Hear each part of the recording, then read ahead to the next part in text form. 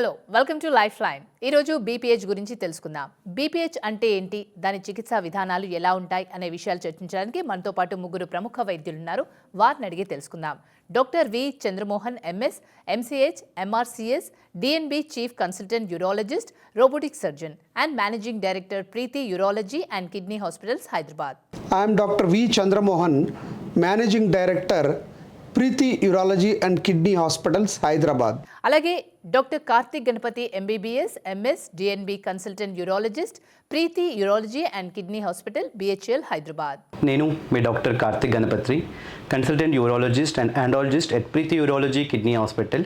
ఇంకా doctor Soundarya MBBS, MS, MCH, consultant urology, Preeti urology and kidney hospitals, KPHB, Hyderabad.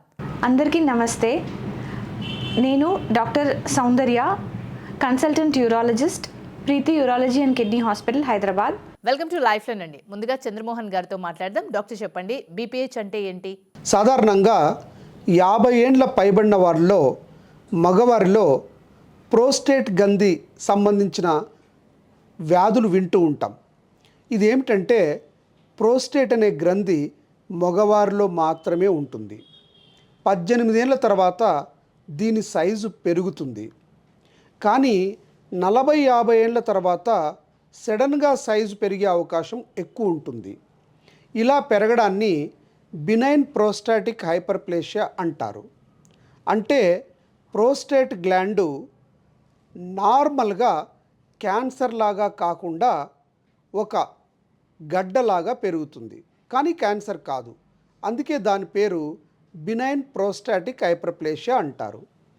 ఈ prostate gland ఎందుకు ఉంటుంది అంటే మగవారిలో వీర్యం తయారు చేయడానికి ఉంటుంది. ఈ వీర్యం తయారైనప్పుడు ఈ ప్రోస్టేట్ గ్లాండ్లో ఉండే డక్ట్స్ ద్వారా యూరిన్ రాస్తాలోకి ఓపెన్ అవుతుంది. అంటే ఈ గ్లాండ్ బ్లాడర్కు యూరిన్ రాస్తాకు మధ్యలో ఉంటుంది. సెక్స్ చేసినప్పుడు యూరిన్ రాకుండా కేవలం వీర్యం వచ్చేటట్టు ఈ గ్రంథిలో ఉండేటువంటి కండరాలు హెల్ప్ చేస్తాయి. ఈ ప్రోస్టేట్ గ్లాండు 50 ఏళ్ళ తర్వాత పెరిగితే ఇందాక చెప్పినట్టు బినైన్ ప్రోస్టాటిక్ హైపర్ప్లేషియా అంటారు. బీపీహెచ్ సాధారణ లక్షణాలు ఏంటి? ఎక్కువసార్లు యూరిన్ పోవడము, అర్జెంటుగా పోవడము, పోయిన తర్వాత మిగిలిపోయినట్టు ఉండడము, మళ్ళీ మళ్ళీ రావడము, ధార దూరం పడకుండా దగ్గరే పడడము, పోసిన తర్వాత మిగిలిపోయినట్టు ఉండడము, ఇలాంటి కంప్లైంట్స్ ఎక్కువగా ఉంటాయి. ఒక్కొక్కసారి ఇవి పేషెంట్ నిద్ర రాకుండా, నైట్ ఎక్కువసార్లు యూరిన్కి లేయడము, అర్జెంటుగా పోవడము, చాలా సఫరింగ్ ఉంటుంది.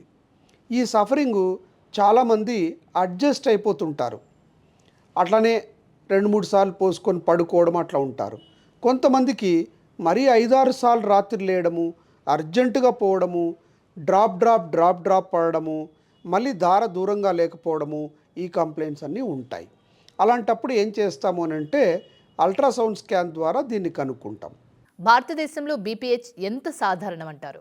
ఈ ప్రాబ్లము ఎందుకు సొసైటీలో ఎక్కువ అనంటే ఒకప్పుడు అలానే ముక్కి పోసి యూరిన్ బంద్ అయిపోయి కిడ్నీ వాపు వచ్చి పేషెంట్స్ సఫర్ అయ్యేవాళ్ళు. అంటే కిడ్నీ ఫెయిల్ అయ్యేదాకా కూడా వచ్చేది. కానీ ఇప్పుడు అలా లేదు.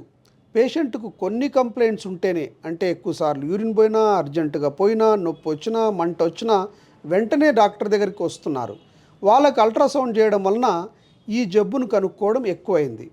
ఈ జబ్బు ఇప్పుడు ప్రపంచంలో 50 ఏండ్లు 60 ఏండ్ల పైబడిన వాళ్ళల్లో చాలా కామన్ జబ్బుగా చూస్తూ ఉంటాము. అందుకని ఈ జబ్బును మనము ఈజీగా తీసుకోకుండా దానికి ఎవాల్యుయేషన్ చేయించుకోవాలి. బీపీహెచ్ ఉన్న రోగులలో లైఫ్ స్టైల్ ఎలా ఉంటుంది, ఎలా ప్రభావితం అవుతుంది? ఈ ప్రోస్టేట్ గ్రంథి ఇంకా ఎక్కువ ఏజ్ పెరిగితే సాధారణమైన గ్రంథి డెవలప్మెంట్ కాకుండా క్యాన్సర్ కూడా వచ్చే అవకాశం ఉంటుంది. అది ఎలా తెలుస్తుంది అని అంటే డాక్టర్ గారు మనం లెట్రిన్ రాస్తాల నుంచి ప్రోస్టేట్ని ఎగ్జామిన్ చేసినప్పుడు గట్టిగా ఉంటుంది. అంతేకాకుండా పిఎస్సి అనే టెస్ట్ చేస్తే అది 4 నానోగ్రామ్స్ పర్ ఎంఎల్ కంటే ఎక్కువ ఉంటే, ప్రోస్టేట్ సైజ్తో కంపేర్ చేస్తే పిఎస్ఏ చాలా ఎక్కువ ఉంటే క్యాన్సర్ను సస్పెక్ట్ చేస్తాం. సో డియర్ ఫ్రెండ్స్, ప్రోస్టేట్ గ్రంథి చాలా ఇంపార్టెంట్ గ్రంథి మగవారిలో.